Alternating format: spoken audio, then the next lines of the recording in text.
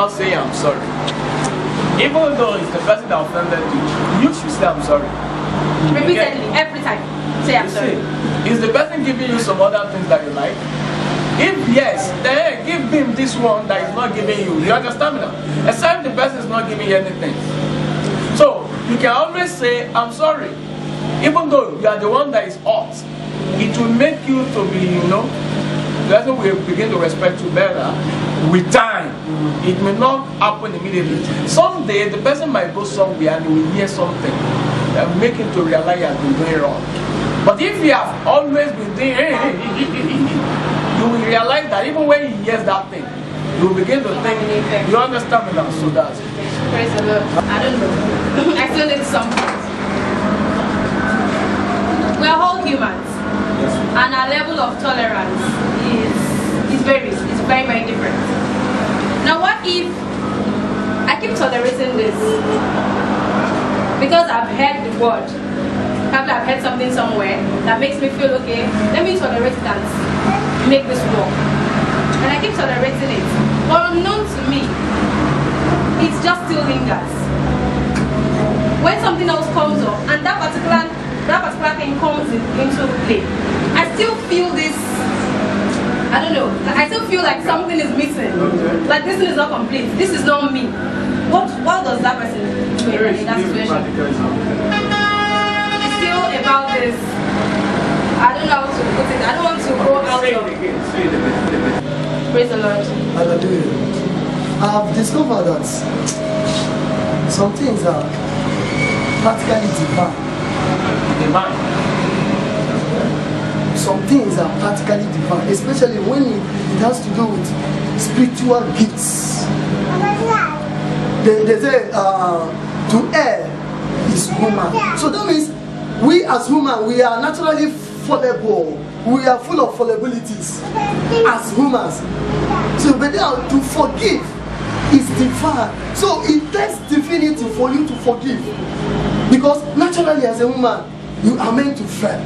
Naturally as a woman, we will just lose it all. So this is the area where the partner that you are, the person you are having a relationship with, now this is spiritual mentoring or tutoring, needs a spiritual help. Spiritual transformation. Exactly. Spiritual transformation. Because left for it, it will continue. Exactly. As a woman, it is a weakness. So you cannot. It's not by strength. When we talk about discipline. Have you ever had an issue of procrastination?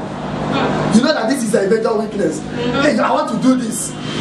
You've even disciplined. I'm gonna do this, but you find out that you're not doing that. Exactly. So what is happening? So it is not by that. Without spiritual transformation, discipline cannot take effect. In some cases. I think in some cases or in most cases. No, in some cases. Not most. Like, as in, that's if the person, no, it can't be most now, there is nothing that can be most. If that's the weakness of that person, it's very difficult for him to discipline himself or how to discipline himself, you understand that? So in that case, that's why I say in some cases, that means it's specific to certain people. There are some people that naturally they are disciplined, but there are some others that they are not. They procrastinate, they keep pushing it and everything. And like Rorita said, it takes spiritual change or God to come in. And if you're not going to have God to come in, the other party has to start praying. Again, so it's not by, like he said, by strength shall no man prevail. It's not by strength. Some things about relationship, especially marriage, they are not by this is what I want. You understand me now? They are a matter of number one, spiritual transformation, number two, personal determination. So if the person does not determine to change, then you that is the other party, you need to pray for that person to change. There's a lot of things that I wasn't doing before I got married, but I had the personal determination that these things are going to be needed by my wife, so I started doing them. And sometimes she usually say that because she knew me many years before we even entered a relationship. You get it? So she usually said that she used to think that when I marry this person, how are we going to be doing this? What you get? But sometimes she said that she's surprised because I do those things. You Yeah, and that's number one, spiritual transformation by God. Maybe she has prayed some prayers and fasting. You understand me now? Before we enter it. And number two, personal determination. I want to make my wife happy. It's simple as that. But it might not be everybody. Now, because I want to make my wife happy, I make some sacrifices. Naturally, it's not in me to do those things, but because I want to make my wife happy, you understand me now? She was happy where she was living. Nobody said that come and take my daughter. You get it now? But you were the one that said that I want to be feeding your daughter. I want to be.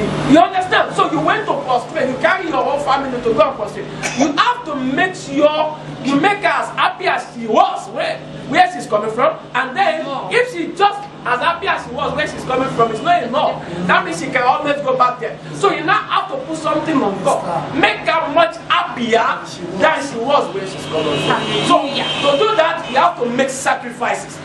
Like I said, you don't just say it's not in me. No, you have to bring it into you, because you have somebody that that you have to make happy. And the same thing with the lady. You have to do some things, go out of your way sometimes to make your husband happy, because if you don't make him happy, you won't be happy. If your husband is not happy, there is no way you can be happy in the house. And it will have effect on your children, it will have effect on your business, it will have effect on everything. You get it now? So it's a two-way thing. Praise the Lord. Mommy, do you have anything to say? We don't really look at what are the things this man must do in order to make this thing work. I'm just saying society, that's what we do. But as Pastor has pointedly said, sacrifices. The man also needs to make some sacrifices. But what happens when the man does not want to make sacrifices? Because in our society, we make it look like the woman makes more sacrifices than the man. Am I correct? Yeah. Is it supposed to be like that? It's not.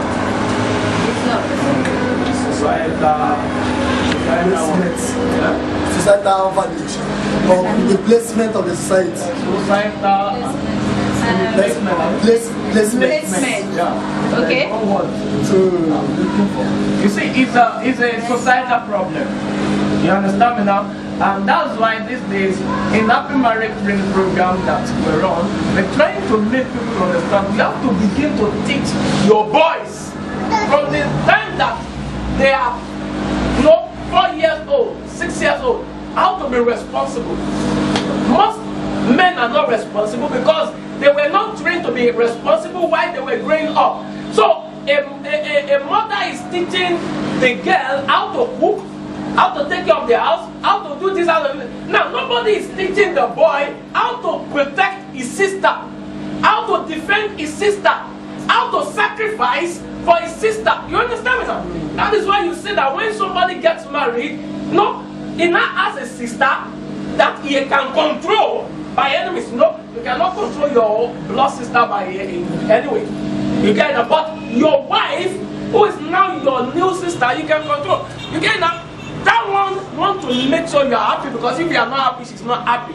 Now you now begin to behave in a way that it's just all about me. But it's not all about you. It is stupidity. It is irresponsibility. For you to begin to think that it's just all about me. You have to go out of your way to make your wife happy. But that is going to happen if you have been trained from childhood to make a girl happy.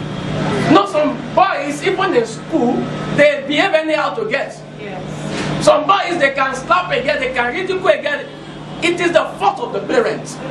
So the society has to begin to bring a balance into the training of the children. Parents have to begin to balance the training of the children. So as we are training the girl to cook, you also train the guy to cook, but that